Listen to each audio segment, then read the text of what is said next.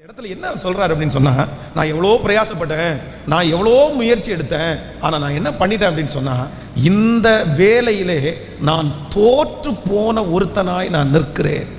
நம்முடைய வாழ்க்கையில் சில நேரங்களில் நிறைய பேர் யோசிக்கிறது என்ன அப்படின்னு சொன்னா, நான் ஒரு ஃபெயிலியரான ஒரு பர்சன் அப்படின்னு நிறைய பேர் நினைக்கிறார்கள். இந்த சத்தத்தை கேட்கிற யாருடைய இருதயத்துல எல்லாம் அப்படிப்பட்ட வார்த்தை இருக்குதுன்னு தெரியல. ஒருவேளை உங்களுடைய வயது சின்ன வயதா இருக்கலாம், சிலர் ஒரு பெரிய வயதை நீங்கள் எட்டி இருக்கலாம். நீங்க ஏதோ ஒரு காரியத்தில் நீங்க தோற்று போயிருக்கலாம். ஆனா அந்த ஒரு காரியத்தில் நீங்க தோற்று போனதை வைத்துக்கொண்டு நீங்க என்ன சொல்லலாம் அப்படின்னு சொன்னா, நான் ஃபெயிலியர், நான் தோற்று போயிட்டேன், நான் ஜெயிக்கக்கூடியவன் அல்ல, இனி நான் ஜெயிக்க முடியாது, என்னுடைய வாழ்க்கையில் நான் ஒரு பெரிய தோல்வியை பார்த்துட்டேன், நான் எத்தனையோ பேர் ஜெயிச்சாங்களே, என் குடும்பத்தில் இருக்கிற சொந்தத்தில் இருக்கிற பலர் ஜெயிச்சிட்டாங்க, ஆனா நான் மட்டும் என்னுடைய வாழ்க்கையிலேயே நான் தோற்று போனவன் என்கிற அந்த எண்ணம் உங்களுடைய இருதயத்திலே திரும்ப திரும்ப திரும்ப வருமானால் ஆண்டவர் என்ன வாக்கு கொடுக்கிறார் அப்படின்னு சொன்னா, இல்ல நீங்க ஒரு ஃபெயிலியரான ஆள் அப்படின்னு நம்ம யாருமே நினைக்க வேண்டியது இல்லை. கண்டிப்பாக நம்மை வெற்றியடைய செய்வதற்கு கர்த்தர் வல்லவராய் இருக்கிறார். ஒரு இடத்துல தோற்று போன உடனே, ஒரு காரியத்தில் தோற்று போன உடனே என்னுடைய வாழ்க்கையே தோற்று போயிருச்சு, நான் ஜெயிக்கக்கூடியவன் அல்ல அப்படின்னு ஒரு மனிதர்கள் கூட, ஒரு தேவனுடைய பிள்ளை கூட அப்படிப்பட்ட எண்ணத்திலே இருக்கவே வேண்டாம். நான் நம்புகிறேன், 10 இடங்களிலே நீங்கள் தோற்று போனாலும் ஆண்டவர் உங்களை மறுபடியும் வெற்றியாய் நடத்துவதற்கு கர்த்தர் வல்லவராய் இருக்கிறார். எப்படி இந்த பேதுரு தோற்று போன இடத்திலே கர்த்தர் அவனை ஜெயிக்க பண்ணினாரோ, அந்த இடத்திலே கர்த்தர் திரளான மீன்களை கொடுத்து மறுபடியும் அவனை ஜெயிக்கிறவனாய் நிறுத்தினாரோ, நான் நம்புகிறேன் இன்றைக்கு இந்த சத்தத்தை கேட்கிற உங்களுடைய வாழ்க்கையில யார் நான் ஃபெயிலியர் அப்படின்னு நினைக்கிறீங்களோ அவர்கள் ஒவ்வொருத்தரையும் கர்த்தர் மறுபடியும் கை தூக்கி விட போகிறார். இந்த ஆண்டுக்குள்ள கர்த்தர் ஒரு வழியை கர்த்தர் தரப்போகிறார். நீங்கள் ஃபெயிலியரான ஆளு இல்லை அப்படின்றதை கர்த்தர் நிரூபிக்க போகிறார். கர்த்தர் உங்களை ஜெயிக்கிறவர்களாய் நிறுத்த போகிறார். கிறிஸ்துவுக்குள் எங்களை வெற்றி சிறக்க பண்ணி எல்லா இடங்களிலேயும் அவரை அறிகிற அறிவின் வாசனையை வெளிப்படுத்துகிற தேவனுக்கு ஸ்தோத்திரம். நான் நம்புகிறேன் உங்கள் தொழிலிலே கர்த்தர் ஜெயிக்க பண்ணுவார். உங்க குடும்ப வாழ்க்கையிலே கர்த்தர் உங்களை ஜெயிக்க பண்ணுவார். உங்களுடைய சரீரத்திலே எழும்புகிற தீய சக்திகளை ஜெயிக்கிறதற்கு ஒரு ஜெயத்தை கொடுக்கிற ஒரு நல்ல தேவன். ஆமென். அப்போ நம்முடைய இருதயத்தில் நம்ம ரொம்ப யோசிக்க கூடாதது என்ன அப்படின்னு சொன்னா, நான் ஃபெயிலியர், நான் தோற்று போன ஒருத்தி, நான் தோற்று போன ஒருத்தன். அதான் தாமஸ் ஆல்வா எடிசன் ஒரு மிகப்பெரிய கண்டுபிடிப்பை அவர் கண்டுபிடித்தார். அப்போ அவன் கண்டுபிடிக்கும் போது அவர் சொன்னாராமா, அவருடைய கண்டுபிடிப்பு எல்லாராலையும் கைத்தட்டப்படும் போது, இந்த கண்டுபிடிப்பை எப்படி கண்டுபிடிச்சிங்க, எடுத்த உடனே உங்களுக்கு கண்டுபிடிக்க முடிஞ்சிச்சா, எவ்வளோ ஞானம் உங்களுக்கு இருக்குது அப்படின்னு சொல்லும்போது அவர் சொன்னாராமா, 1000 டைம் 1000 டைம் பல்பு கண்டுபிடிப்பதற்காக அவர் எடுத்த 1000 முயற்சியில் அவர் தோற்று போனாராம். 1000 டைம்ஸ், 1000 டைம் தோற்று போய் அடுத்த 1001வது டைம் தான் இல்லை நான் இதை கண்டுபிடிச்சேன் அப்படின்னு அவர் எழுதியிருக்கிறார். அப்போ ஆண்டவருடைய பிள்ளைகளே, நான் என்ன நம்புறேன் அப்படின்னு சொன்னா, நம்முடைய வாழ்க்கையிலேயே எத்தனை முறை நம்மை தோற்று போனாலும் அந்த தோல்வி நம்மை விழத்தள்ளுவதற்காக அல்ல, ஒரு நாள் ஜெயிப்பதற்காக கர்த்தர் அந்த தோல்வியை நமக்கு அனுமதித்திருக்கிறார். அந்த தோல்வியில நாம் துவண்டு போக வேண்டாம், அந்த தோல்வியிலே மனம் தளர வேண்டாம், அந்த தோல்வியினாலே விட்டு வெளியே போக வேண்டாம். நான் தோற்று போன ஒருத்தன் என்று நம்முடைய நெற்றியிலே யாரும் அடையாளம் போட வேண்டாம். நிச்சயமாய் கர்த்தர் சொல்லுகிறார், எந்த இடத்திலே நாம் விழுந்தோமோ, எந்த இடத்திலே இது ஆகாது என்று தள்ளப்பட்ட கல்லா இருந்ததோ, அதே இடத்துல தலைக்கு மூளைக்கல்லாய் நம்மை மாற்றுவதற்கு கர்த்தர் வல்லவராய் இருக்கிறார். ஆமென் சொல்லுங்கள். எல்லாரும் கையை உயர்த்தி சொல்லுங்க, ஆண்டவரே நீர் ஜெய கிறிஸ்து, நீர் மரணத்தை ஜெயித்தவர், நீர் பாதாளத்தை ஜெயித்தவர், நீர் இந்த உலகத்தை ஜெயித்தவர், நீர் இந்த சத்துருவை ஜெயித்தவர். நான் உங்க பிள்ளை, நான் கண்டிப்பாக தோற்று போனவன் அல்ல, நான் தோற்று போகிறதற்காக அழைக்கப்பட்டவனும் அல்ல, நான் தோற்று போறதற்காக அழைக்கப்பட்டவள் அல்ல, நான் ஜெயிக்கிற ஜெய கிறிஸ்துவனுடைய பிள்ளையாய் இருக்கிறதுனாலே சீக்கிரமாய் துரிதமாய் கர்த்தர் என்னை ஜெயிக்க பண்ணுவதற்கு கர்த்தர் வல்லவராய் இருக்கிறார். ஸோ நம்முடைய மனசிலிருந்து நம்ம எடுத்து போட வேண்டிய ஒரு எண்ணம் என்ன அப்படின்னு சொன்னா, நான் ஃபெயிலியர் அப்படின்றத நம்ம என்ன பண்ணணும்னா முற்றிலுமாக எடுத்து போடணும். சிலர் என்ன சொல்லுவாங்க அப்படின்னு சொன்னா, இந்த விஷயத்துல நான் ஜெயிச்சிட்டேன், இந்த விஷயத்துல நான் ஜெயிச்சிட்டேன், ஆனா வாழ்க்கையில இந்த ஒரு காரியத்துல நான் ரொம்ப தோற்று போனேன், இந்த காரியத்தில் நான் நல்லவன் இல்லை. ஒன்று நினைத்துக் கொள்ளுங்கள், 100% எல்லா காரியத்திலையும் இந்த உலகத்தில் நம்ம ஜெயிக்க முடியும்னு நம்ம சொல்ல முடியாது. இந்த உலகத்திலேயே நமக்கு கர்த்தர் கொடுத்திருக்கிற இந்த வாழ்க்கையில் ஒருவேளை 99% ஜெயித்தாலும் ஒரு இடத்துல நமக்கு தோல்வியை கர்த்தர் அனுமதிக்கிறதுக்கு உண்மையிலே பெரிய நோக்கம் உண்டு. நம்மை ஒழுங்குபடுத்துவது, நம்மை சரி செய்வது நம்முடைய வெற்றிகள் அல்ல, நம்முடைய தோல்விகள் தான் நம்மை நிறைய இடங்களிலே கிருபையாய் நம்மை நடத்துகிறது. ஒரு 3 காரியத்தை உங்களோடு கூட சொல்லி உங்களுக்காக நான் ஜெபித்து முடிக்க போகிறேன். வாசிக்கலாம். லூக்கா எழுதின சுவிசேஷம் 22ஆம் அதிகாரம் 31வது வசனத்தை வாசிக்கலாமா? லூக்கா எழுதின சுவிசேஷம் 22ஆம் அதிகாரம். பின்னும் கர்த்தர், சீமோனே சீமோனே, இதோ கோதுமை சுளையினால் புடைக்கிறது போல சாத்தான் உங்களை புடைக்கிறதற்கு உத்தரவு கேட்டுக்கொண்டான். நானோ உன் விசுவாசம் ஒளிந்து போகாதபடி உனக்காக வேண்டிக் கொண்டேன். நீ குணப்பட்ட பின்பு உன் சகோதரனை ஸ்திரப்படுத்து என்றான்.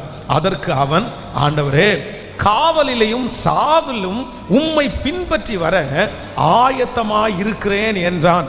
அவர் அவனை நோக்கி, பேதுருவே, இன்றைக்கு சேவல் கூவுகிறதற்கு முன்னே நீ என்னை அறிந்திருக்கிறதை 3 தரம் மறுதலிப்பாய் என்று உனக்கு சொல்லுகிறேன் என்றார். பின்னும் அவர் அவர்களை நோக்கி, நான் உங்களை, அடுத்த வசனத்தை வாசிக்கலாம், 36வது வசனம். அதற்கு அவர், இப்பொழுது பணப்பையும் சாமான்பையும் உடையவன் அவைகளை எடுத்துக்கொண்டு வர கடவன், பட்டயம் இல்லாதவன் தன் வஸ்திரத்தை விற்று ஒன்றை கொள்ள கடவன். நன்றாய் கவனிங்கள் எல்லாரும், என்ன கவனமாக கவனிங்க. கையை அசைத்து ஒரு ஹல்லேலூயா சொல்லலாம். எத்தனை பேர் கவனிக்கிறீர்கள்? ஆமேன் சொல்லுங்கள். இந்த இடத்துல என்ன நடக்குது அப்படின்னு சொன்னா, ஆண்டவர் பேதுருவை பார்த்து என்ன சொல்றாரு அப்படின்னு சொன்னா, எப்பா, சத்துரு என்னிடத்துல பர்மிஷன் வாங்கியிருக்கிறான். எதுக்கு அப்படின்னு சொன்னா, உன்னை சோதிப்பதற்காக சத்துரு என்கிட்ட பர்மிஷன் வாங்கியிருக்கிறான்.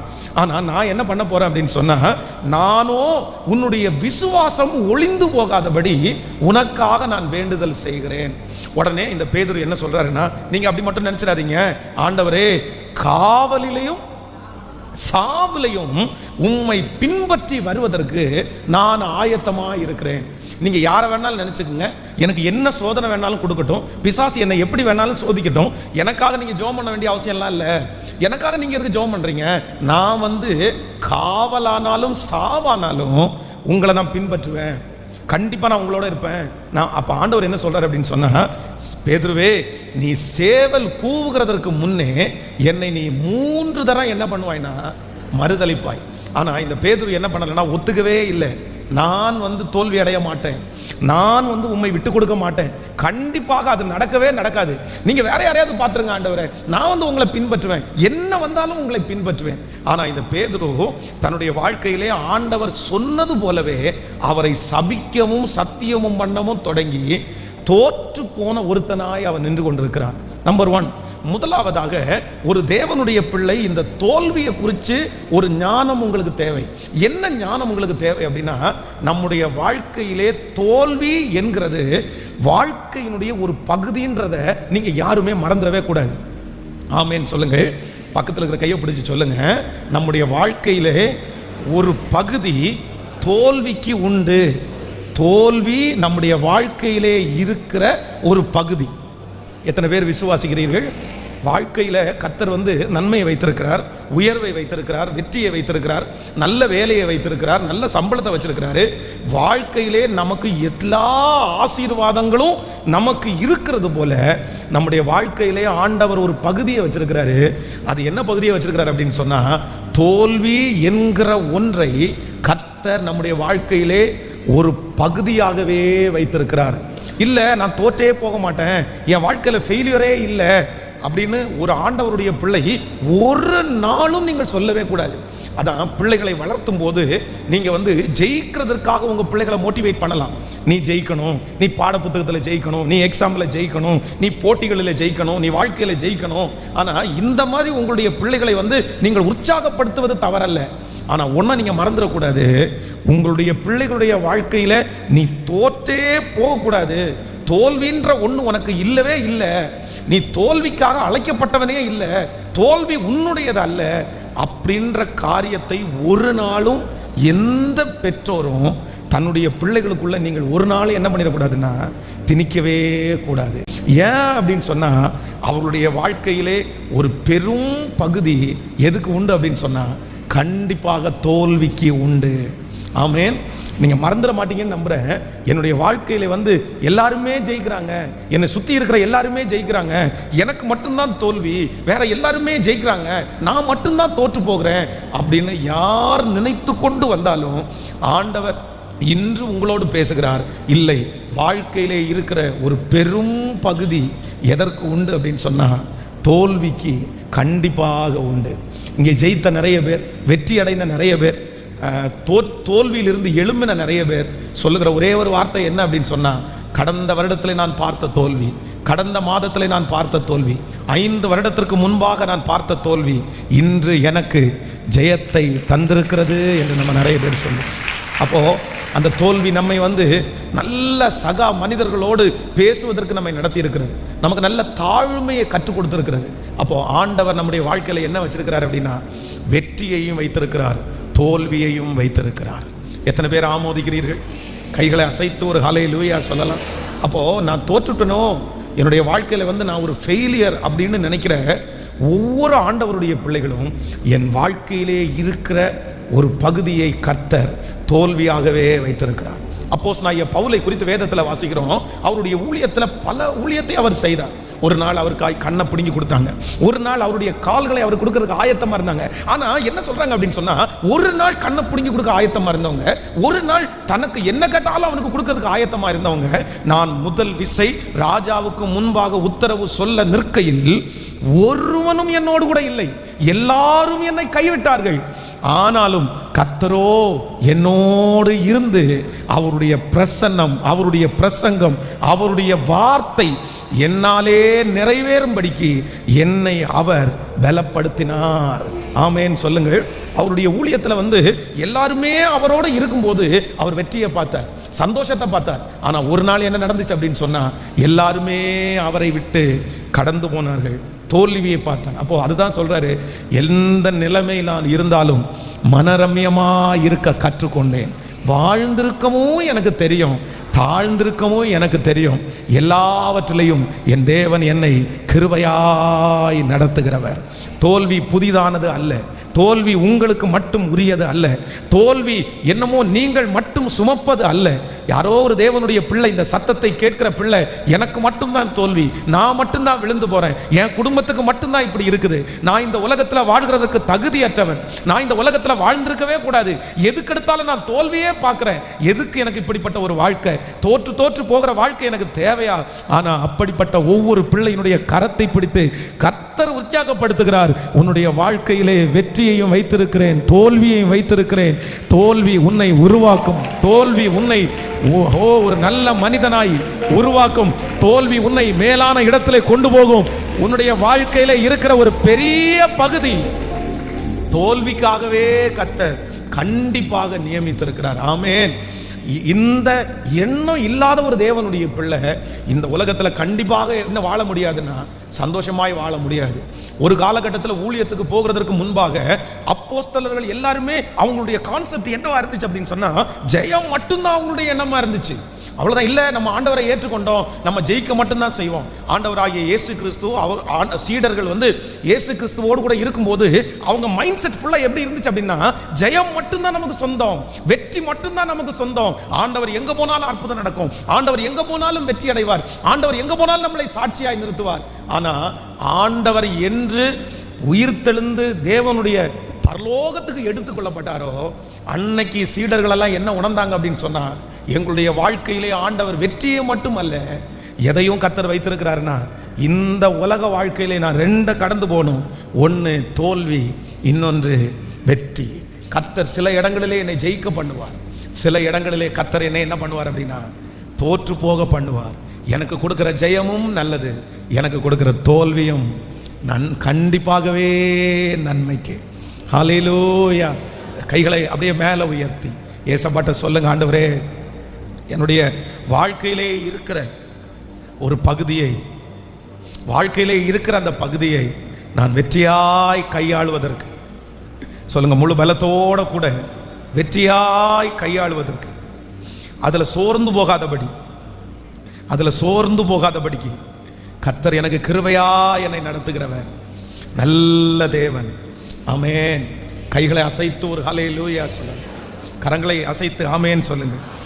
நம்ம ஒரு புத்தகத்தை நம்ம எடுத்துட்டோம் அப்படின்னு வைங்களேன், ஒரு பாட புத்தகமோ இல்லை என்றால் ஒரு நல்ல படிக்கிற புத்தகம் எடுத்துட்டோம் அப்படின்னு சொன்னால், நீங்கள் எத்தனை பேருக்கு அந்த புத்தகத்தை படிக்கிற பழக்கம் இருக்குன்னு தெரில, அந்த புத்தகத்தில் பல பகுதியை நம்ம என்ன பண்ணுவோம்னா அண்டர்லைன் பண்ணுவோம்.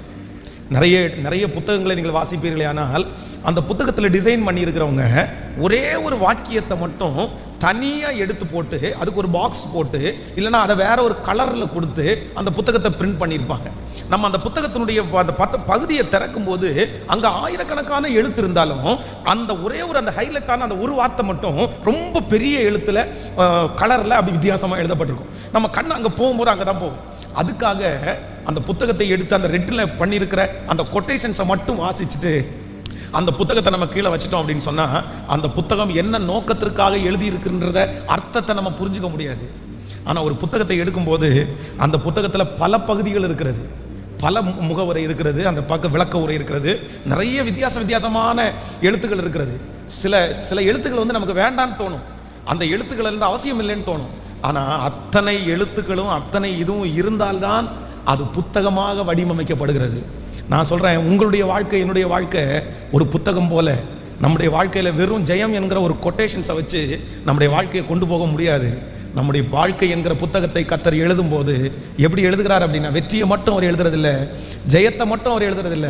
அவர் எதையும் எழுதுறார் அப்படின்னு சொன்னால், உன்னுடைய வாழ்க்கையிலே இருக்கிற ஜெயம் எந்த அளவிற்கு உன்னை தைரியசாலியாய் நிறுத்துகிறதோ, எந்த அளவிற்கு உன்னை பாசிட்டிவாக யோசிக்க பண்ணி சில காரியத்தை தைரியமாய் செய்ய சொல்லுகிறதோ, அதே போல தோல்வி என்கிற ஒன்று உன்னை அழகாய் உருவாக்கி ரொம்ப ஒரு நல்ல மனுஷனாய் மற்ற சக மனிதர்களைப் போல உன்னை தாழ்மைப்படுத்துவதற்கு கண்டிப்பாக தோல்வி நமக்கு மிகவும் பிரயோஜனமாக இருக்கிறது. இப்போ சொல்லுங்க பார்க்கலாம், தோல்வின்றது என் வாழ்க்கையில் ஒரு பகுதி. சொல்லுங்க எல்லாருமே. கேட்கல? ஆமென். இந்த ஸ்கூல் படிக்கிற பிள்ளைங்க வந்து பார்த்தீங்க அப்படின்னு சொன்னால், இந்த படிக்காதவனுக்கு ஜெயத்தை குறித்து கவலை, சொல்லுங்களேன், ஜெயத்தை குறித்து கவலையே கிடையாது படிக்காதவங்களுக்கு. ஆனால் படிக்கிற பிள்ளைகளுக்கு ஜெயிச்சிருவோன்னு தெரியும். ஆனால் அந்த ஒரு மார்க்குக்காக 34 மார்க் எடுத்த படிக்காத ஸ்டூடெண்ட் வந்து சார் ஒரு மார்க்கு கொடுத்துருந்தா நான் ஜெயிச்சிருப்பேனே அப்படின்னு நினைப்பாங்க. ஆனால் நல்லா படிக்கிற 99 மதிப்பெண் எடுத்த பிள்ளை வந்து ஒரு மார்க்கு போச்சே அப்படின்னு துக்கப்படுவாங்க. அப்போது சிலருக்கு வந்து மைண்டில் என்ன உண்டாகும் அப்படின்னு சொன்னால், நான் இந்த எக்ஸாம் வந்துச்சுன்னு வைங்களேன், நிறைய பிள்ளைகளுக்கு ஃபீவர் வந்துடும், நிறைய பேருக்கு காய்ச்சல் வந்துடும், நிறைய பேருக்கு உடம்பெல்லாம் நடுக்கம் வந்துடும். கடந்த எக்ஸாம் டைமு ஒரு பிள்ளையை ஒரு அம்மா கூட்டிகிட்டு வந்தாங்க. பார்த்தீங்கன்னா அப்படின்னு சொன்னால், திடீர்னு பார்த்தா அவங்க கையை காமிச்சாங்க. கை பார்த்தீங்கன்னா தண்ணியாக கொட்டுது, அப்படியே வேர்வை. அந்த கையில் கர்ச்சி வச்சுருக்காங்க, தொடச்சாலும் திரும்பவும் வந்து பார்த்தீங்கன்னா கை தண்ணி ஆகுது. என்னாச்சு அப்படின்னு கேட்டால், என்ன பலவீனம் கேட்டால், ஒன்றும் இல்லை, எக்ஸாம் அப்படின்னு பிள்ளைக்கு சொன்னாலே கை என்ன பண்ணிடும்னா வேர்த்து தண்ணியாக கொட்டும். ஒரே பயம், பதட்டம், எக்ஸாம் வருது, நான் ஃபெயில் ஆகிட்டா, மார்க்கு குறைஞ்சிச்சானா, அந்த பயத்திலேயே அந்த பிள்ளை வந்து ரொம்ப சிக்காயிடுச்சு. மன அழுத்தத்தில் போய் மனம் நிலைமை பாதிக்கப்பட்டவங்க கூட நிறைய பேர் இருக்காங்க. நிறைய பேர் எக்ஸாம் டைம் தன்னுடைய தோல்வியை வந்து எதிர்கொள்றதுக்குள்ள தைரியம் நிறைய பேருக்கு இல்லை. ஆனால் இந்த சத்தியத்தை கேட்குற அத்தனை பேருமே நம்முடைய வாழ்க்கையில் எல்லாத்துலேயும் நம்ம ஜெயிக்கணும் அப்படின்னு இல்லை. என்னுடைய வாழ்க்கையில் கர்த்தர் வெற்றியே அனுமதிக்கிறார், தோல்வியே அனுமதிக்கிறார். அப்போஸ்தலனாகிய பவுல் சொல்லும்போது சொல்லுகிறார், நான் செய்ய விரும்பாததையே செய்கிறேன், நான் பேசக்கூடாததை பேசுகிறேன். நான் அல்ல, எனக்குள்ளே இருக்கிற மாமிசம் என்ன அப்படி நடத்துது. ஆமென் சொல்லுங்கள். ஹல்லேலூயா. என்னை வெற்றி சிறக்க பண்ணுகிற கர்த்தர் என்னோடு கூட அவர் இருக்கிறார். இரண்டாவதாக இன்னொரு வசனத்தை கூட வாசிக்க போகிறோம், எடுத்துக்கொள்ளலாம். நியாயாதிபதிகளின் புஸ்தகம் 6ஆம் அதிகாரத்தை எடுத்துக்கொள்ளலாமே. நியாயாதிபதிகளின் புஸ்தகம் 6ஆம் அதிகாரம் 11வது வசனத்தையும் 12வது வசனத்தையும் வாசிக்க போகிறோம். நியாயாதிபதிகள் 6ஆம் அதிகாரம் 11, 12வது வசனத்தை வாசிக்கலாம். அதற்கு பின்பு கர்த்தருடைய தூதனானவர் வந்து அபியஸ்கரியனாகிய யோவாசின் ஊராகிய ஒப்ராவில் இருக்கும் ஒரு கர்வாலி மரத்தின் கீழ் உட்கார்ந்தார். அப்பொழுது அவருடைய குமாரன் கிதியோன் கோதுமையை மீதியானின் கைக்கு தப்புவிக்கிறதற்காக ஆலைக்கு சமீபமாய் அதை போரடித்தான். கர்த்தருடைய தூதனானவர் அவருக்கு தரிசனமாகி, பராக்கிரமசாலியே, கர்த்தர் உன்னோடே இருக்கிறார் என்றார். அப்பொழுது கிதியோன் அவரை நோக்கி, என்ன ஆண்டவரே, கர்த்தர்களோடே இருந்தால் இவைகளெல்லாம் எங்களுக்கு நேரிடுவானேன்? கர்த்தர் எங்களை எகிப்திலிருந்து கொண்டு வரவில்லையா என்று எங்கள் பிதாக்கள் எங்களுக்கு விவரித்து சொன்ன அவருடைய அற்புதங்கள் எங்கே? இப்போதும் கர்த்தர் எங்களை கைவிட்டு மீதியானியர் கையில் எங்களை ஒப்பு கொடுத்தாரே என்றார். கவனிங்க ஆண்டவருடைய பிள்ளைகளே, நம்பர் 2, இரண்டாவதாக தோல்வியை குறித்து ஒரு தேவனுடைய பிள்ளைக்கு இருக்க வேண்டிய முதல் ஞானம் என்ன அப்படின்னு சொன்னா, தோல்வி வாழ்க்கையிலே இருக்கிற ஒரு பகுதி. சொல்லுங்க, ஒரு 3 பேருடைய கரத்தை பிடிச்சு சொல்லுங்க, தோல்வி என்கிறது வாழ்க்கையிலே இருக்கிற ஒரு பகுதி. வாழ்க்கையில இருக்கிற ஒரு பகுதி. நம்ம கண்டிப்பாக என்ன பண்ணி ஆகணும்? கேட்கல? நீங்க விரும்புறீங்களோ விரும்பலையோ, நீங்க ஜெபிக்கிறீங்களோ ஜெபிக்கலையோ, கண்டிப்பாக ஆண்டவர் எதையும் வச்சிருக்கிறார் உங்க வாழ்க்கையில. கேட்கல? ஆனா நம்ம நிறைய பேர் எதை விரும்ப மாட்டோம்? தோல்வியை நிறைய பேர் விரும்ப மாட்டோம். எதை மட்டும்தான் விரும்புவோம்? நம்ம நிறைய பேர் ஜெயத்தை மட்டும்தான் விரும்புவோம். ஆனா ஆண்டவர் ஜெயத்தை மட்டும் வைக்கல, எதையும் வச்சிருக்கிறாரு. இந்த சின்ன வயசுல பாத்தீங்க அப்படின்னு சொன்னா, அம்மா அப்பா வந்து பாவக்காய் குழம்பு வீட்டில் செஞ்சு வச்சிருப்பாங்க. பாவக்காய் குழம்பு. இந்த பாவக்காய் குழம்பு சாப்பிட சொன்னா எந்த பிள்ளையாவது ரொம்ப சந்தோஷமா, கொடுங்க மம்மி பாவக்காய் குழம்பு நீங்க வச்சிருக்கீங்களா, இன்னைக்கு ஸ்பெஷல் பாவக்காய் குழம்பா அப்படின்னு யாராவது கேட்பாங்களா? பாவக்காய் குழம்புன்னா தெரிச்சு ஓடிடுவாங்க. எனக்கெல்லாம் சின்ன வயசுல இந்த பாவக்காய் குழம்பு வச்சிருக்கிறத பார்த்து அவ்வளோ கோபம் வரும். அதுதான் அவ்வளோ கசக்குது இல்லை, அதைத்தான் சாப்பிட்றதுக்கு பிடிக்குது இல்லை. அப்புறம் எதுக்கு இந்த பாவக்காய் குழம்பு வைக்கிறீங்க? இது தேவையில்லாத ஒன்று. ஆனால் கொஞ்ச நாள் தாண்டி ஒரு ஏஜ் ஆனதுக்கு அப்புறம் அதே பையன் வளர்ந்து தங்களுக்கு பிள்ளை பிறந்ததுக்கு பிறகு கடையில் போய் என்ன கேட்பாங்க தெரியுமா? சார், ஒரு அரை கிலோ பாவக்காய் கொடுங்க சார், அரை கிலோ பாவக்காய் கொடுங்க சார். ஏன்னா ஒரு ஏஜுக்கு பிற்பாடு அவர்களுக்கு ஒரு அண்டர்ஸ்டாண்ட் வருது. என்ன அண்டர்ஸ்டாண்ட் வருது அப்படின்னு சொன்னா, பாவக்காய் கெட்டதில்லை. கேட்கல? பாவக்காய் நல்லது உடம்புக்கு.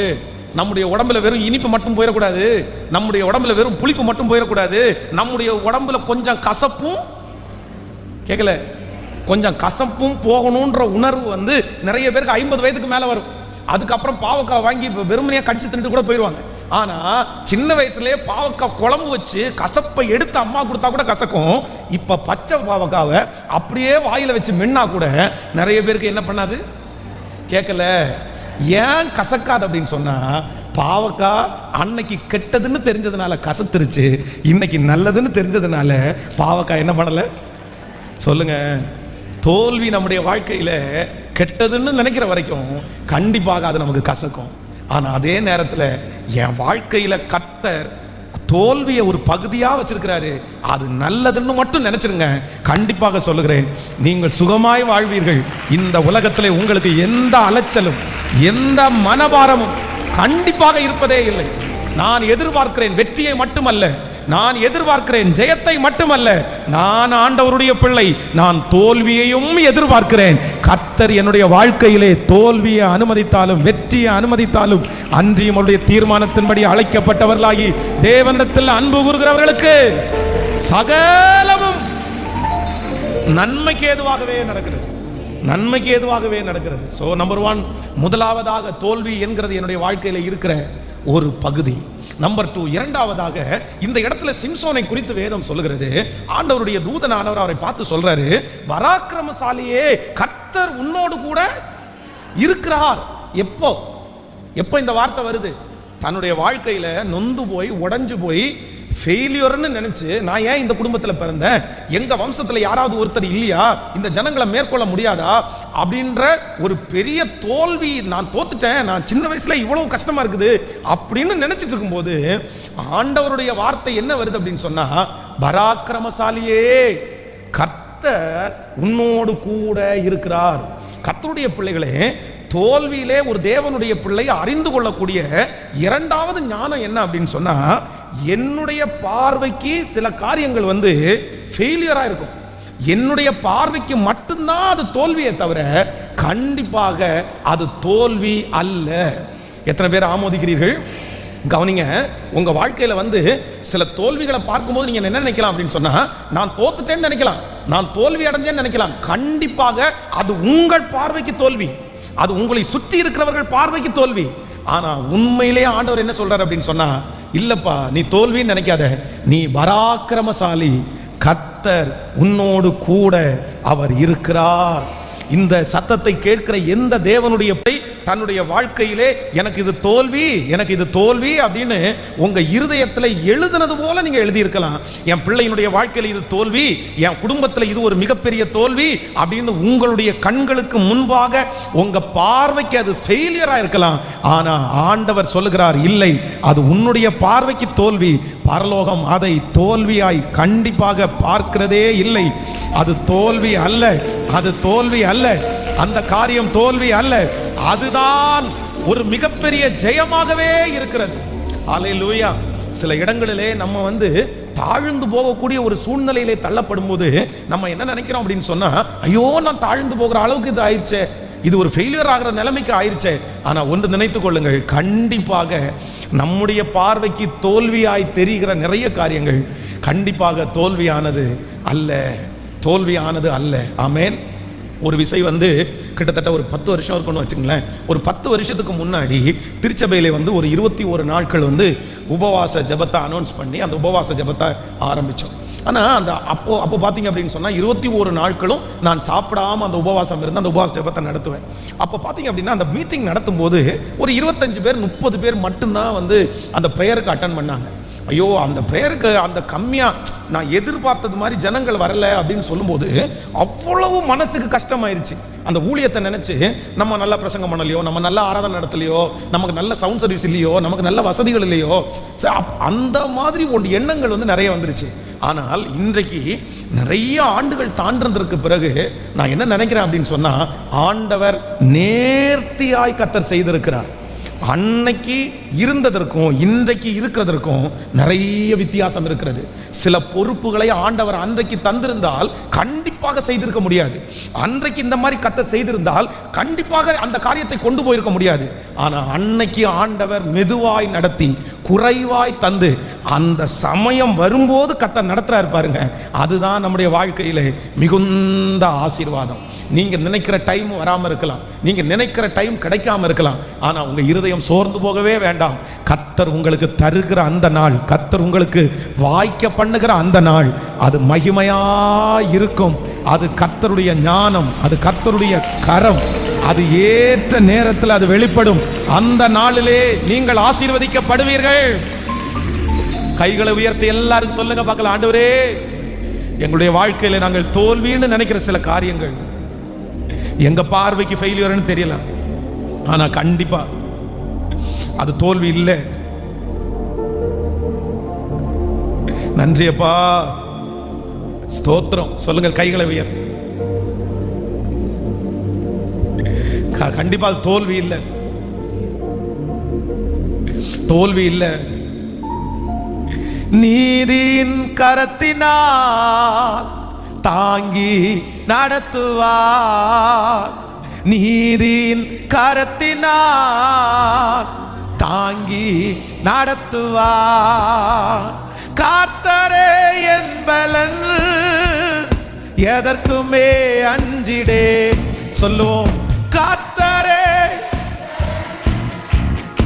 எதற்குமே அஞ்சிடே. கைகளை ஜெயம் கொடுக்கும் தேவனுக்கு வாழ்வழி வாழ்வழிக்கும் ராஜாவுக்கு வாழ்நாளெல்லாம் சொல்லுவோம், ஜெயம் கொடுக்கும்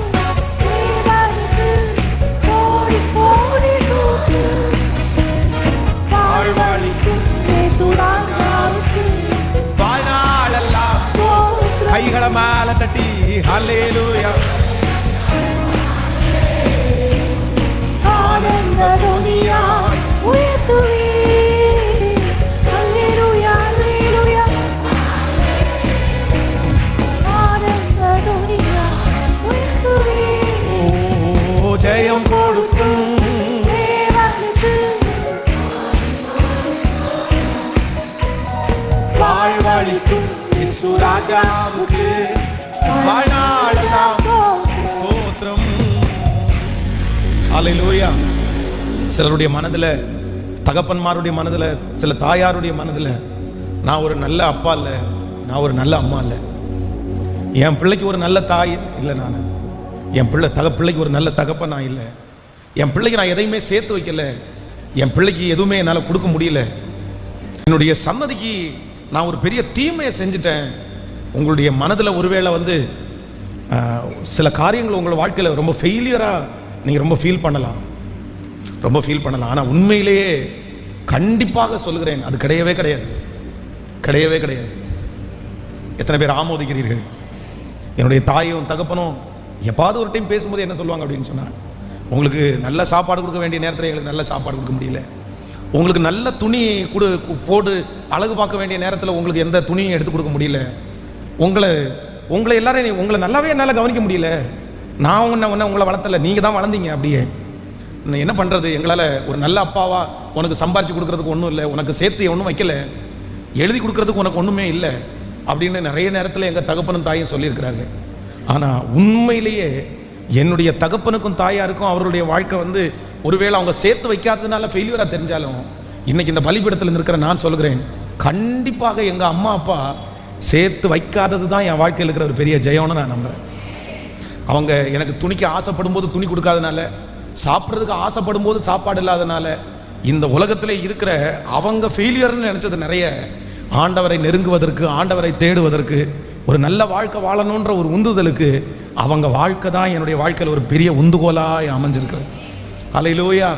ஆண்டவருடைய பிள்ளைகளை, இந்த ஜெபத்தில் இருக்கிற இந்த சத்தத்தை கேட்கிற யாரோ ஒரு தகப்பனார், யாரோ ஒரு தாயார், நீங்கள் அப்படியே நினைக்கலாம், உங்களுடைய இருதயத்துக்குள்ள உங்களுடைய பார்வைக்கு உங்கள் வாழ்க்கை ஒருவேளை தோற்று போன வாழ்க்கையாக இருக்கலாம். நான் ஃபெயிலியர், நான் ஒரு அப்பா இல்லை, நான் சரியான அம்மா இல்லை, என்னென்னமோ யோசிக்கலாம். ஆனால் நான் என்ன சொல்கிறேன் அப்படின்னா, இல்லவே இல்லை, அது உங்கள் பார்வைக்கு தான். ஆண்டவர் வாக்கு கொடுக்கிறார், நீங்கள் அப்படி நினைச்சது எல்லாத்தையும் கர்த்தர் வெற்றியாய் மாற்றுவதற்கு என் தேவன் வல்லவராய் இருக்கிறார். ஹல்லேலூயா. அந்த தோல்வி தான் உங்கள் பிள்ளையை உருவாக்கும், அந்த தோல்வி உங்கள் பிள்ளையை நிறுத்தும். உங்களுடைய பலவீனத்திலே ஆண்டவருடைய பலன் பூரணமாய் விளங்க போகிறது. அது தீமையாய் அல்ல, அது நன்மையாய் முடிய போகிறது. நீங்கள் எந்த காரியத்தை எல்லாம் உங்களுடைய மனதில் அப்படி நினைக்கிறீங்களோ, கர்த்தர் வாக்கு கொடுக்குறாரு, இல்லை நீ ஃபெயிலியர் அப்படின்னு நினைக்கிறது எல்லாமே அது ஃபெயிலியர் கிடையாது, அது கண்டிப்பாக அதில் ஒரு ஜெயம் கண்டிப்பாக இருக்கிறது.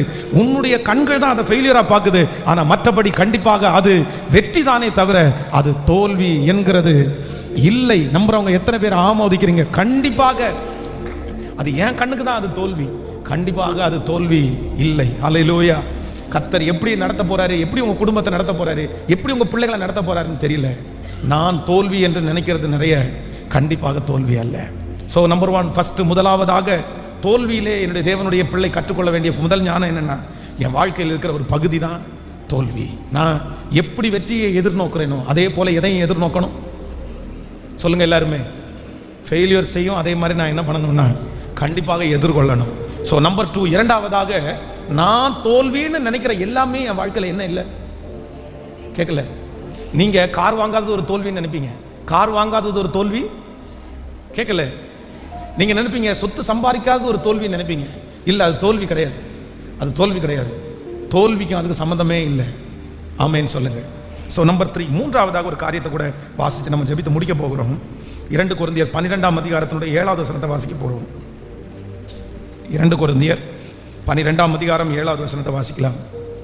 அன்றியும் எனக்கு வெளிப்படுத்தப்பட்டவைகளுக்குரிய மேன்மை நிமித்தம் நான் என்னை உயர்த்தாதபடிக்கு என் மாம்சத்திலே ஒரு முள் கொடுக்கப்பட்டிருக்கிறது. என்னை நான் உயர்த்தாதபடிக்கு அது என்னை குட்டும் சாத்தானுடைய தூதனாய் இருக்கிறது. அது என்னை விட்டு நீங்கும்படி நான் 3 தரம் கர்த்தரிடத்தில் வேண்டிக் கொண்டேன்.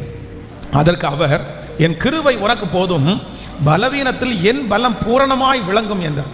ஆகையால் கிறிஸ்துவின் வல்லமை என் மேல் தங்கும்படி என் பலவீனங்களை குறித்து நான் மிகவும் சந்தோஷமாய் மேன்மை பாராட்டுவேன். அந்தபடி நான் பலவீனமாய் இருக்கும் போதே பலமுள்ளவனாய் இருக்கிறேன். ஆகையால் கிறிஸ்துவின் நிமித்தம் எனக்கு வரும் பலவீனங்களிலும் நிந்தைகளிலும் நெருக்கங்களிலும் துன்பங்களிலும் இடுக்கண்களிலும் நான் பிரியப்படுகிறேன். அல்லேலூயா. அப்போஸ்தலனாகிய பவுல் இந்த இடத்துல சொல்றாரு, நான் என்னை உயர்த்தாதபடிக்கு ஒரு முள் எனக்கு கொடுக்கப்பட்டிருக்கிறது. அது என்னை குட்டும் சாத்தானுடைய தூதனாக இருக்கிறது. அது என்னை விட்டு நீங்கும்படி நான் ஆண்டவரிடத்திலே 3 தரம் கர்த்தரிடத்திலே வேண்டிக் கொண்டேன். அதற்காக என் கிருபை உனக்கு போதும், உன் பலவீனத்தில் என் பலன் பூரணமாய் விளங்கும். அப்போ ஃபெயிலியர் அப்படின்றதை குறித்து 3வது ஒரு ஞானம் என்ன அப்படின்னு சொன்னா, தோல்விதான் என்ன பண்ணுது அப்படின்னு சொன்னா, சீராய் நடத்துகிறது என்கிற அறிவு ஒரு ஆண்டவருடைய பிள்ளைகளுக்கு வேண்டும். ஆமென் சொல்லுங்கள். பக்கத்தில் உள்ள கையை பிடிச்சி சொல்லுங்க, உங்க வாழ்க்கையில் இருக்கிற ஃபெயிலியர்ஸ் உங்களை சீராய் நடத்துகிறது, சரியாய் நடத்துகிறது. ஆமென் சொல்லுங்கள். கர்த்தரை நம்மை தேடுவதற்கு உந்தி தள்ளுறது என்னதான்? நமக்கு நிறைய பேருக்கு பணம் கொடுக்கும்போது நம்ம அல்லேலூயா ஸ்தோத்திரம்னு சொல்ல போறதில்லை. ஆனால் பணம் நம்ம விட்டு போகும்போது நம்ம என்ன பண்ணுவோம்? ஆண்டவரை தேடுவோம். உபவாச ஜெபத்துக்கு நம்ம கலந்து கொள்றதுக்கு காரணம், நிறைய ஜெபங்களுக்கு கலந்து கொள்கிறதுக்கு காரணம், நம்ம நிறைய பேர் நல்லா இருந்ததுனால அல்ல, நம்ம நிறைய ஆண்டவரை தேடுவதற்கு நம்முடைய வாழ்க்கையில் இருக்கிற தோல்விகள் தான் நமக்கு காரணமாக இருக்கிறது.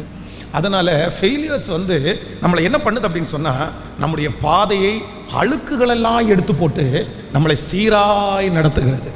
சொல்லுங்கள், எப்படி நடத்துதாமா? ரொம்ப சீராய் நேர்த்தியாய் எல்லாவற்றையும் கற்றுக் கொடுத்து, அவ்வளோதான் வழி இதுதான் அப்படின்னு சொல்லி நடத்துது. பெருமையை நம்மை விட்டு கடந்து போய் பரலோகத்திற்கு நம்மை ஆயத்தப்படுத்துகிறது. ஜெயம் அல்ல, பரலோகத்திற்கு நம்மை ஆயத்தப்படுத்துவது.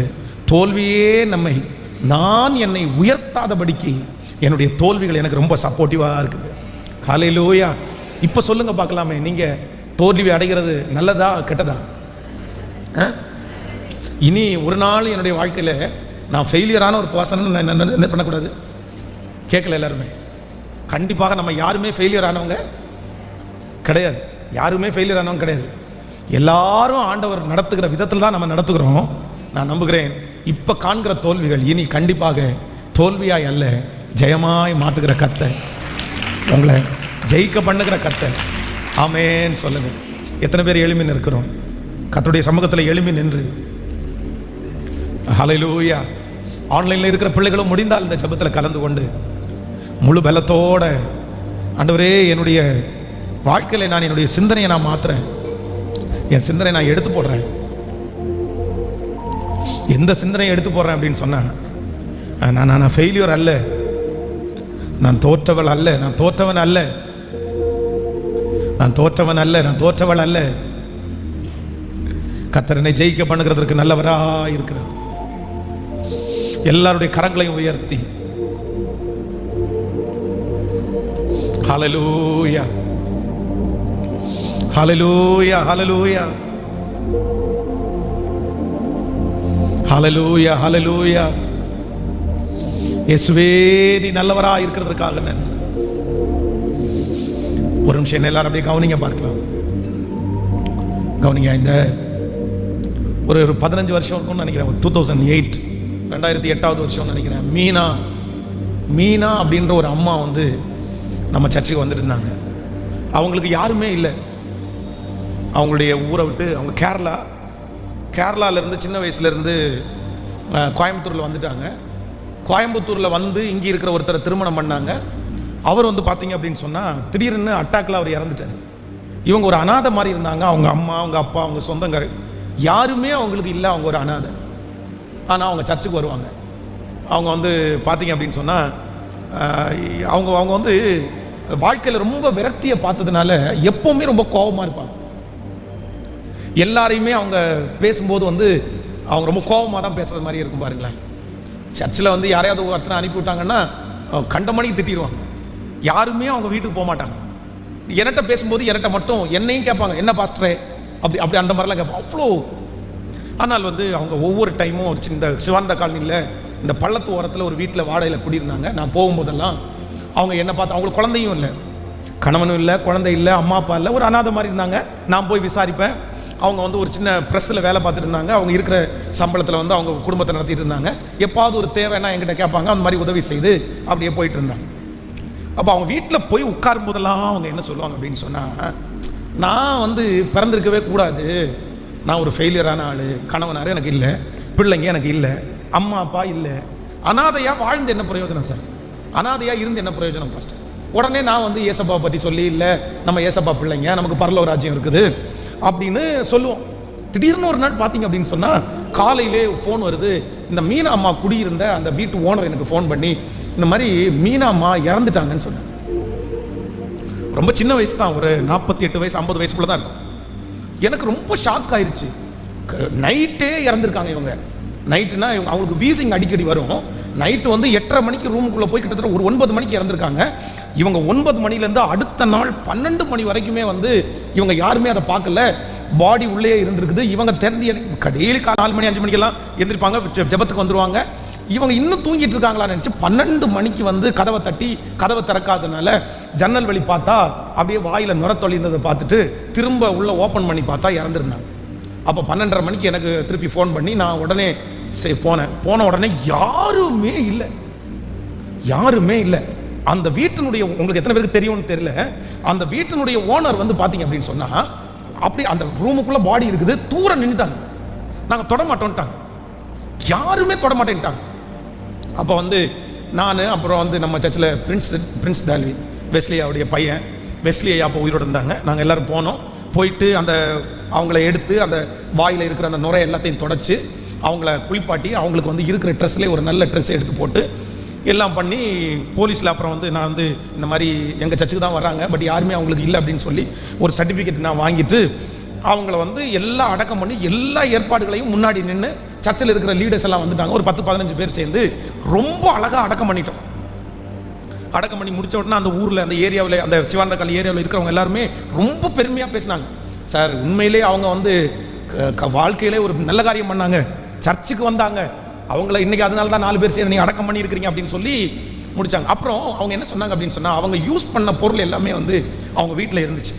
அப்போ அந்த ஓனர் அம்மா சொன்னாங்க, நான் ஒரு பொருள் ஒரு பின்னூசு கூட எனக்கு வேணாம் சார், ஒரு பின்னூசு கூட வேணாம் சார், எல்லாத்தையுமே நீங்கள் எடுத்துருங்க, எல்லாத்தையுமே எடுத்துகிட்டு போங்க.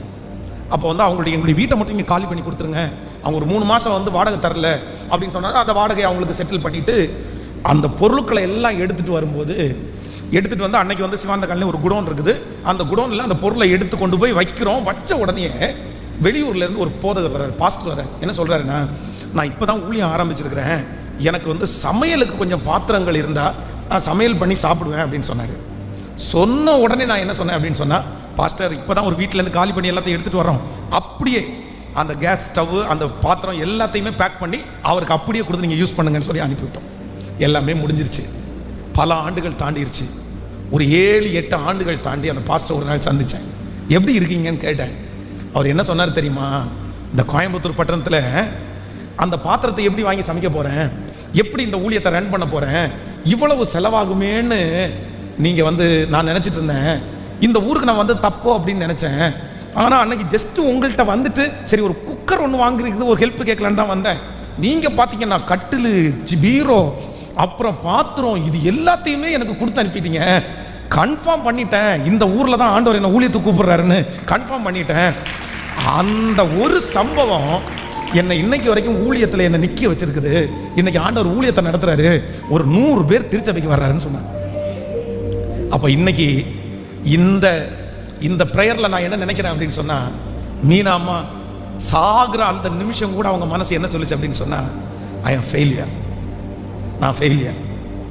மீனா அம்மாவுடைய மரணம் வந்து அவங்க மனசில் நினச்சதெல்லாம் ஃபெயிலியர் தான். நான் எதுக்கு பிறந்தேன், ஒரு குழந்தை இல்லை எனக்கு, நான் எதுக்கு இந்த உலகத்தில் வாழ்ந்தேன், ஒரு கணவனார் எனக்கு உயிரோட இல்லை, நான் எதுக்கு இந்த உலகத்தில் பிறந்தேன், எனக்கு அம்மா அப்பா எனக்கு இல்லை, எனக்கு கூட பிறந்தவங்க யாருமே இல்லை, நாங்கள் எவ்வளோதான் ஆதரவு கொடுத்தாலும் எத்தனை தான் அவங்களோட பேசினாலும் அவங்க மனசு ஃபெயிலியர் ஃபெயிலியர் ஃபெயிலியர். ஆனால் உண்மையிலேயே இன்னைக்கு அந்த மீனா அம்மாவை நான் நினைக்கிறேன், நீங்கள் ஃபெயிலியர் இல்லைம்மா, நீங்கள் ஃபெயிலியர் இல்லைம்மா, கண்டிப்பாக நீங்கள் ஃபெயிலியர் இல்லை. ஏன் அப்படின்னா நீங்கள் இறந்து போயிட்டீங்களே தவிர உங்களுடைய பொருள் இன்னொருத்தருடைய வாழ்க்கையில் கடந்து போய் அவங்க ஊழியத்தில் நிற்கிற அளவுக்கு அவங்க வாழ்க்கையில் ஒரு சாட்சியாக. பிரதர் யாருமே ஃபெயிலியர் இல்லை, பிரதர் சிஸ்டர் யாருமே ஃபெயிலியர் இல்லை. நீங்க உங்களுடைய வாழ்க்கையில் நடக்கிற சில காரியத்தை குறித்து மற்றவங்களை மாதிரி செய்யாததுனால, மற்றவங்களை மாதிரி பண்ண முடியாததுனால நீங்க ஃபெயிலியர்னு கண்டிப்பா நினைக்காதீங்க. இந்த உலகத்திலே வந்து அதான் நான் அடிக்கடி சொல்லுவேன், யூஸ் அண்ட் த்ரோ டம்ளர், நம்ம வந்து டீ குடிக்கிற தண்ணி குடிக்கிற யூஸ் அண்ட் த்ரோ டம்ளர் இருக்குது. அந்த டம்ளருடைய மதிப்பு வந்து 10 காசு கூட மதிப்பு கிடையாது. 10 பைசா தான் அதனுடைய மதிப்பு. ஒரு டம்ளருடைய மதிப்பு 10 காசு.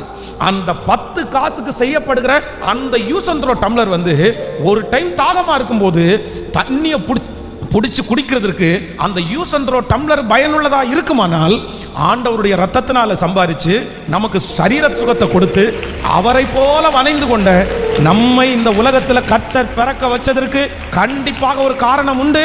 நீங்க யூஸ்லெஸ் கிடையாது. கண்டிப்பாக நீங்க யூஸ் உள்ளவங்க. உலகம் வேணா சொல்லலாம், சொந்தக்காரங்க வேணா சொல்லலாம், உங்களை சுற்றி இருக்கிறவர்கள் வேணும்னா சொல்லலாம், நீ யூஸ்லெஸ், நீ பிரயோஜனம் இல்லை. உன் பிள்ளை உங்களை பார்க்கலாம், நீ எல்லாம் எதுக்கு உயிரோட இருக்குன்னு கேட்கலாம். உங்க கணவனார் உங்களை பார்த்து கேட்கலாம், நீ எல்லாம் உயிரோட இருக்கிறதே வேஸ்ட் அப்படின்னு சொல்லலாம். உங்களை நினைச்சு நீங்க உங்களை நினைச்சு ஃபீல் பண்ணலாம். ஐயோ ஏன் ஏன் ஏன் ஏன் நான் ஒரு ஃபெயிலியரான பர்சன். ஃபெயிலியரான யார் பிரதர் சொன்னா? யாரு சொன்னா சிஸ்டர்? ஆயிரக்கணக்கான தோல்வியை பார்த்தவர்கள் ஒரு ஜெயத்திலேயே உலகத்தையே சுதந்திரிக்கிறாங்கல்ல. நீங்க ஒரு விதத்துல வேணா தோற்று போயிருக்கலாம், 100 இடத்துல வேணா ஃபெயிலியர் ஆயிருக்கலாம், 1000 இடத்துல வேணா நீங்க ஃபெயிலியர் ஆயிருக்கலாம். ஆனா நீங்க ஜெயிக்கிற ஒரே ஒரு இடம் அந்த 1000 இடத்தையும் பீட் பண்ணி மேல வந்து நிற்கும். கர்த்தர் அந்த 1000 தோல்விகளையும் ஒரு ஜெயத்தின் மூலமாய் அந்த 1000 தோல்விகளையும் மறக்க பண்ணுகிறதற்கு கர்த்தர் வல்லவராயிருக்கிறார். என் பிள்ளை தோற்று போயிட்டானோ, என் பொண்ணு தோற்று போயிட்டாளோ, ஏதோ ஒரு வாழ்க்கையில் ஏற்பட்ட புயலின் நிமித்தமாய் உங்க பிள்ளையை குறிச்ச ஒரு எண்ணம் இந்த சத்தத்தை கேட்கிற யாரோ ஒருத்தருக்கு இருக்கலாம். என் பிள்ளை இப்படி ஃபெயிலி ஆயிட்டானே, இப்படி தோற்று போயிட்டானே, அவன் ஜெயிக்கணுன்றதுக்காக நீங்க பாடுபட்டு இருக்கலாம். அந்த பிள்ளை ஜெயிக்கணுன்றதுக்காக நீங்க எத்தனையோ முயற்சி எடுத்திருக்கலாம். அவனுடைய பாடத்தில் அவன் இருக்கிற தோல்வியை கூட உங்களால் அக்செப்ட் பண்ண முடியாம இருக்கலாம். அவனுடைய ஓட்டப்பந்தயத்தில் இருக்கிற அந்த தோல்வியை கூட உங்களால ஏத்துக்க முடியாம, ஆனா இப்போ ஒரு மிகப்பெரிய தோல்வியை உங்க பிள்ளை சந்திச்சது மாதிரி உங்க கண்ணுக்கு முன்னாடி நின்று இருக்கலாம். ஆனா நான் நம்புறேன், இல்ல, உங்க பிள்ளைக்கு அது தோல்வி அல்ல, உங்க பிள்ளைக்கு அது தோல்வி அல்ல. கர்த்தர் கண்டிப்பாக அந்த சம்பவத்தின் மூலமாய், அந்த பிரச்சனையின் மூலமாய் உங்க பிள்ளைய கர்த்தர் ஜெயிக்க பண்ணுவார். கரங்களை தட்டி நம்புறவங்க, கர்த்தர் ஜெயிக்க பண்ணுவார், கர்த்தர் ஜெயிக்க பண்ணுவார். ஹல்லேலூயா. நான் தோத்துட்டேன்னு நினைச்சிட்டு அப்படியே மனசை போட்டு உழப்பி உடஞ்சு எதையும் பண்ணாம ஃபெயிலியர்ன்றது இல்லாம உண்மையாய ஆண்டவருடைய பிள்ளைங்க என்ன பண்ணுங்கன்னா, நீங்க முயற்சி எடுத்துட்டே இருங்க. நீங்க பாட்டுக்கு செஞ்சுட்டே இருங்க. நல்லா நினைச்சுக்கங்க, உங்களுடைய என்னுடைய வாழ்க்கையில வந்து நம்ம வந்து எதிர்பார்க்க வேண்டிய அவசியமே கிடையாது. நமக்கு வெற்றி வரும்னு எதிர்பார்க்க வேண்டிய அவசியம் கிடையாது. வெற்றி வர வேண்டிய நாளில் கர்த்தர் உங்களுக்கு கொண்டு வரதுக்கு வல்லவராக இருக்கு. ஹல்லேலூயா. இப்போ எத்தனை பேர் சொல்ல முடியும், நான் வந்து ஃபெயிலியர் இல்லை? கேட்கல, சத்தமாக சொல்லுங்க எல்லாருமே. நிறைய பேர்கிட்ட கர்த்தர் பேசுறாரு, நான் ஃபெயிலியர் இல்லை. கேட்கல, நான் ஃபெயிலியர் இல்லை. ஆமென். நேற்று இரவில் எங்கள் அம்மா உடம்பு நல்லா இல்லாமல் இருக்காங்க. எங்கள் அம்மாவுக்கு கால் பண்ணி பேசும்போது எங்கள் அம்மா சொன்னாங்க, அவளுக்கு நடக்க முடியல கொஞ்ச நாளாக. சொன்னாங்க, என்ன சொன்னாங்க அப்படின்னு சொன்னால், வாழ்க்கையில் எல்லாத்தையும் பார்த்துட்டேன்ப்பா நான், அதான் உங்களெல்லாம் பார்த்துட்டேன், உங்கள் பேர பிள்ளைகளை பார்த்துட்டேன், அவ்வளோதான், இனி கஷ்டப்படாமல் ஆண்டவர் எடுத்துக்கிட்டாருன்னா போதும், நான் நல்லா இருக்கணும், உடம்பு சரியாகணும்னு ஜெபம் பண்ண வேண்டாம், நல்லபடியாக நான் நல்லபடியாக போய் சேர்ந்துடணும், உங்கள் எல்லாரும் யாரையுமே கஷ்டப்படுத்தாமல் நான் வந்து போய் சேர்ந்துடணும், அதுக்காக ஜெபம் பண்ணேன் அப்படின்னாங்க. எனக்கு ரொம்ப கஷ்டமாக தான் இருந்துச்சு. ஆனால் எங்கள் அம்மாவுடைய மனதில் ஒன்று இருக்குது. என்ன இருக்குது அப்படின்னு சொன்னால், நான் நல்லா என்ன பண்ணலை, நான் நல்லா வாழலை, நான் நல்லா வந்து பிள்ளைகளை வாழவும் வைக்கலை அப்படின்றது இப்போ வரைக்கும் உங்களுக்கு ஒன்றும் கொடுக்கலப்பா. ஸோ எங்கள் அண்ணனுக்கு திருமணம் ஆயிடுச்சு. எங்கள் அண்ணனுக்கு திருமணம் ஆகும்போது ஒரு 10 சென்ட் இடத்த எங்கள் அண்ணனுக்கு கொடுத்தாங்க. எப்படி கொடுத்தாங்க அப்படின்னு சொன்னால், எங்கள் அண்ணன் கல்யாணம் பண்ணுற மனைவியினுடைய வீட்டில் காசு வாங்கி அந்த காசை வந்து கடன் அடைச்சிட்டு அவனுக்கு வந்து 10 சென்ட் இடம் கொடுத்தாங்க. அப்படி தான் கொடுத்தாங்க. ஸோ யாருக்குமே சொத்து கொடுக்கறதுக்கு அவங்க கையில் ஒரு சொத்தும் இல்லை. அதனால் எங்கள் அம்மா ஃபெயிலியர் அப்படி தான் நினச்சாங்க எங்கள் வாழ்க்கை. ஆனால் உண்மையிலேயே அவங்கள சொல்லி புரிய வைக்கவும் முடியல. நீ ஃபெயிலியர் இல்லைம்மா, ஏன் அப்படின்னா ஒரு ஊழியக்காரனை உன் வயிற்றுல பெற்றெடுத்துருக்கிற, உன் ஊழியக்கார பையன் மூலமாக ஆயிரக்கணக்கான பேர் ஆசீர்வதிக்கப்படுறாங்க, நீ ஏன் ஃபெயிலியர் இல்லை நினைக்கிற அப்படின்னு சொன்னால் புரிஞ்சுக்கிற அளவுக்கும் அவங்க இல்லை, ஏற்றுக்கொள்கிற அளவுக்கும் அவங்க இல்லை. ஆனால் உண்மையிலே எங்கள் அம்மா வாழ்க்கை ஃபெயிலியரா அப்படின்னு கேட்டால் சத்தமாக சொல்லுங்கள். கேட்கல? இல்லவே இல்லை. இங்கே இருக்கிற ஒவ்வொருத்தருமே நீங்கள் ஃபெயிலியரான ஆளே கிடையாது. ஃபெயிலியரான ஆளே கிடையாது. உங்கள் மனசுலேருந்து எடுத்து போடுங்க. நீங்கள் ஒரு நோக்கம் உண்டு. கர்த்தர் உங்களை ஒரு பர்பஸ்க்காக தான் வச்சிருக்கிறாரு. உங்களுக்கு கண்ணுக்கு தெரியாம உங்க மூலமாய் கர்த்தர் உருவாக்குனவங்க நிறைய பேர். உங்க கண்ணுக்கே தெரியாம, உங்களுடைய நாலேஜுக்கே வராம நிறைய பேருக்கு முன்னாடி கர்த்தர் உங்களை சாட்சியாய் கர்த்தர் நிறுத்தி இருக்கிறார். ஹல்லேலூயா. ஜெயம் கொடுக்கும் தேவனுக்கு கோடி கோடி ஸ்தோத்திரம். வாழ்வழிக்கும் இயேசு ராஜாவுக்கு வாழ்நாளெல்லாம் ஸ்தோத்திரம். பாடுவோம் ஜெயம் கொடுக்கும்.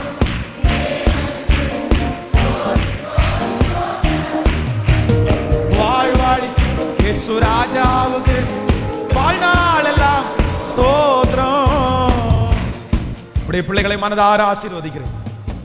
இந்த மாதத்தினுடைய கடைசி நாட்களுக்கு நாங்கள் வந்துட்டோம். புதன்கிழமை ஆண்டவரே, செவ்வாய்க்கிழமை ஒரு புது மாதத்துக்குள்ள நாங்கள் காலடி எடுத்து வைக்கிறோம். இந்த மாதம் எங்களுக்கு ரொம்ப ஆசீர்வாதமா இருக்கட்டும் ஆண்டவரே. நன்றியப்பா.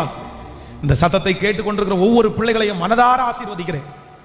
இந்த செய்தி முடித்து அவங்க எங்க போனாலும் அவங்களுடைய மனசு சொல்லட்டும், நான் ஒன்றும் ஃபெயிலியர் கிடையாது, எனக்குள்ள இயேசு இருக்கிறார், ஜெயித்தவர் எனக்குள்ள இருக்கிறார், ஜெயிக்க பண்ணுகிறவர் எனக்குள்ள இருக்கிறார். அந்த தைரியம் ஒவ்வொரு பிள்ளைகளுக்கும் உண்டாவதாக ராஜா.